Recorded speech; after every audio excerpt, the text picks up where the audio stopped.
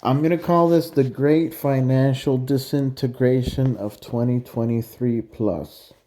So, why do I say this? And I'm going to touch a lot of topics in this video, which are very complex, but just pay attention. If you need to listen to the video a couple times, do so. Also, I am not a financial advisor. This is only for entertainment purposes only. I don't know what I'm talking about. Anyways, so this Silicon Valley Bank falling was a domino that should not have fallen, and it did. And so that already started a reaction in the markets, which is causing panic everywhere, all around the globe, basically. And thing is, they got bailed out, right? By the Federal Reserve. Okay, cool. The Federal Deposit Insurance Company, the FDIC, is supposed to cover people up to $250,000, right? However, the this bank got the special treatment. They got covered above and beyond 250K because it's a bank that's connected to the large corporations in Silicon Valley and corporations that they trade in the stock market and so on. The tech companies, right? So they got the special treatment. What I think is going to happen is smaller banks they're not going to get that special treatment. Regional banks they're not going to getting that special treatment when they fall, and so the Federal Reserve might just cover up to 250K or just not cover it at all. So this presents there's a very big issue here, and it starts with the money printing that happened in 2020 after the pandemic. So what happens is the Federal Reserve printed so much money into the system, 10 to 12 trillion dollars, right? That it is causing the inflation that we saw last year and that we're seeing this year, right? So after that, the Federal Reserve started raising rates, but they also not only raised rates, but they raised them too high, too fast. And they should have started raising rates like a year prior. They started raising rates in 2020 or 2021 or 2022, not wait, so long. So the Federal Reserve raised rates way too high to the point where they broke the banks, right? And so we had the first bank failure, which was Silicon Valley Bank. Okay. So what happens is it's a very large bank in the US, and people are seeing what happened with this bank and they're saying, wait, if this bank fell already, then other banks can fail as well. That's one thing. That's one way to see it, right?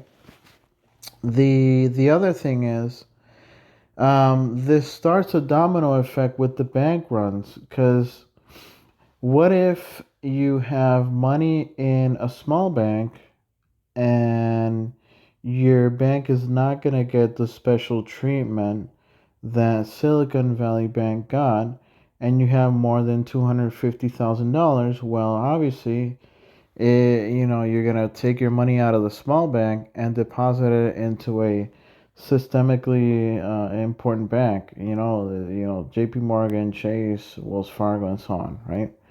So it only makes sense to withdraw money out of a small bank and put it into a safer bank, which is less likely to fall, quote unquote, right? Um, so what happens in the scenario is the people with a lot of money in small banks start withdrawing their money, and what I think is going to happen is a domino effect starting well, it just started with Silicon Valley Bank, but it's going to have a domino effect as well with the small banks falling one after the other, and it'll eventually affect the whole banking system, right? And here's the thing about the Federal Reserve. They were trying to raise interest rates to tame inflation, to control inflation, but they haven't been able to. So inflation has been at 6.5%, right? And they pretty much reached the point where they reached the limit, basically, because if they keep increasing interest rates to try to control inflation, well, then more banks are going to fail, and they don't want that, right?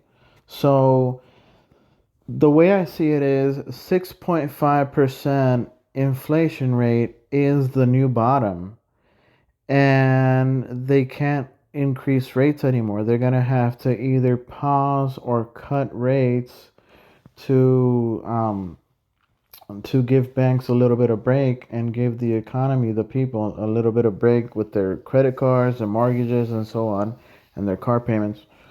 So basically, the Federal Reserve reached the limit. And so basically, the way I see it is 6.5% is the new 2% inflation rate target, right?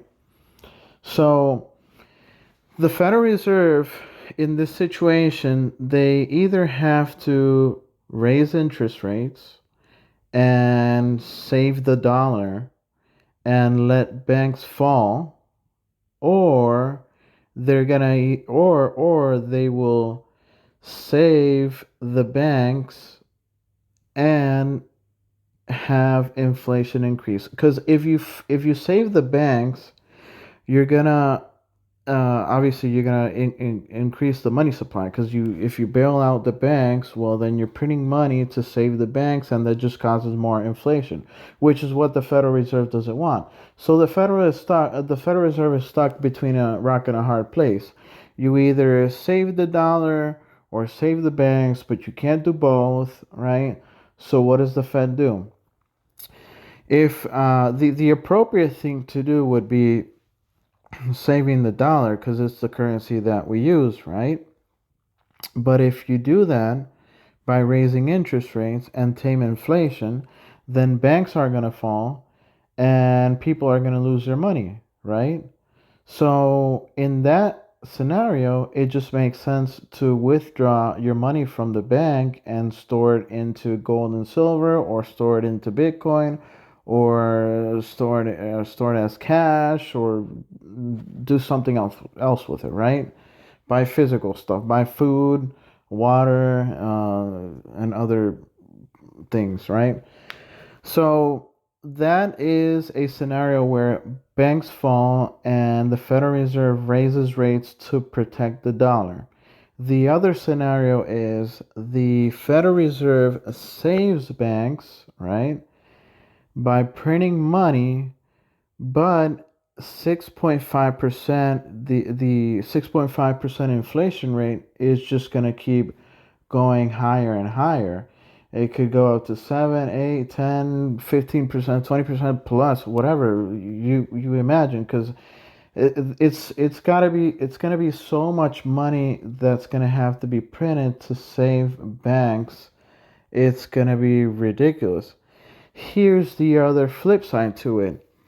The right now there's other currencies which have 1%, 2%, 3% inflation rate per year. So the US dollar at 6.5% at a minimum is huge. And what happens then is large investors and banks know that gap, and they're not going to want to hold dollars. They're going to want to trade those dollars for some other currency, right? For example, the Chinese dollar is at 2%. So, just to give an idea, there's a bunch more that are on that range, right? So, by banks and large investors selling dollars to buy other currencies, that puts more downward pressure on the dollar's value, which increases inflation on dollar terms and raises the value for other currencies, and it lowers it for dollars. If the dollar goes up, gold goes up, right? Because that's the correlation. Dollar up, gold up, dollar down. And so basically we could be having a huge combination of different things here. We can even have both. We can have falling banks and we can have inflation. That's another possibility. So uh, either way, I think this is going to end up in riots, social unrest, um, and this is not pretty. This is going to end really badly, and we're just getting started. So let's say the Federal Reserve saves banks, which is what they've done and they're starting to do by Silicon Valley Bank, right? Inflation is going to keep going up, right?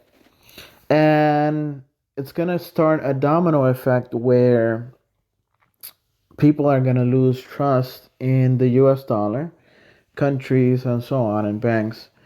And they're going to know that the Federal Reserve can't raise rates.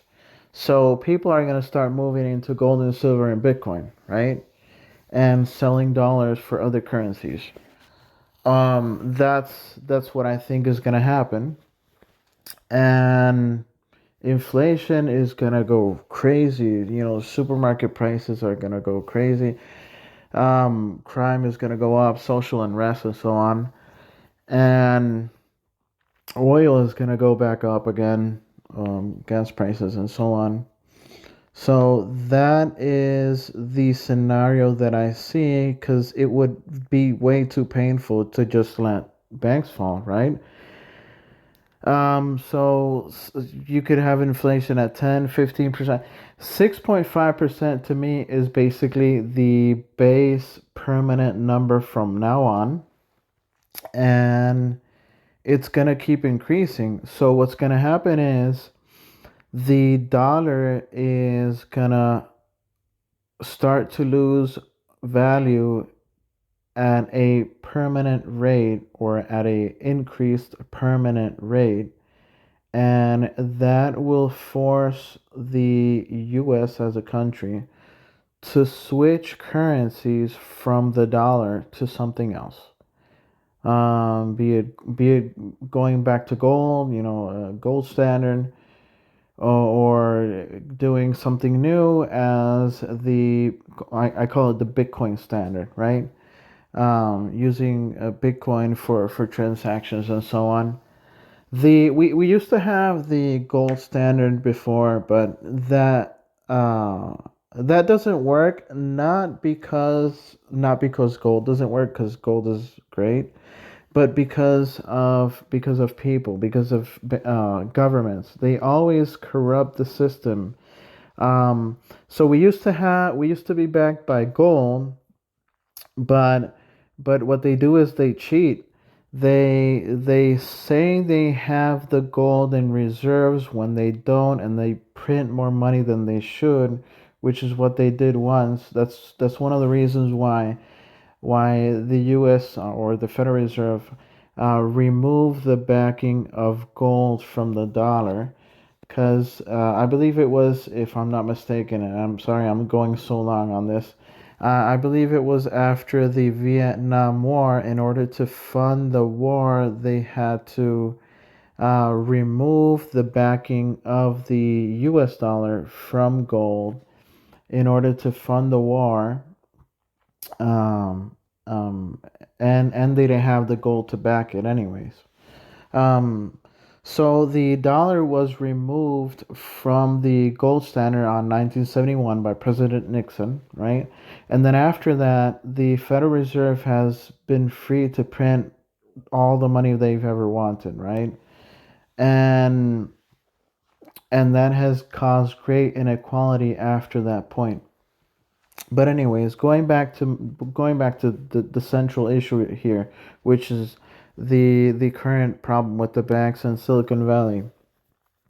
This basically has started a run on the banks and a switching of the dollar to other assets. People who had trust on dollars are going to lose trust on dollars as a currency and start buying other things, commodities, gold, silver, Bitcoin, etc., real estate, land, and so on, in order to save their purchasing power. Because the way I see it is, the dollar is gonna fall very far in value. Is gonna fall by a lot in value. I don't want to say it's gonna disintegrate, but we might eventually reach that point if the US as a country decides to use a different currency at some point. I'm not saying that's going to happen next week or next month. This whole process can take years, but we already started, and I think it's going to accelerate at some point. I mean, you could have gold going up to right now it's at 2000. You could start a huge bull market in gold right now, or a huge bull market in Bitcoin, or maybe something else, or maybe I don't know. Anyways, it's just a freaking cluster mess right now, and there is I don't know. It's just a mess. The more I learn about this stuff and read more about this stuff, the more worried I get, because this is pretty bad. Like, this is not even in the range of the Great Depression or the range of 2008. This is something totally new. This has like no definition. This is something totally different. This is like a different animal. Because at least in 1930s, we were able to get out of this whole of the mess that they had, and in 2008, we were able to get out of the mess. But now you're talking about banks collapsing and or the dollar ceasing to exist and moving into a new currency, when the dollar is the reserve currency for the world. So this is something totally new. Like, this the consequences of what is happening and what's gonna start to happen are indescribable, basically. Anyways, make sure you watch my other videos. Like, comment, share, subscribe. And like I mentioned, I'm not a financial advisor. I don't know what I'm talking about. This is not financial advice. This is only for entertainment purposes only. Have a good day.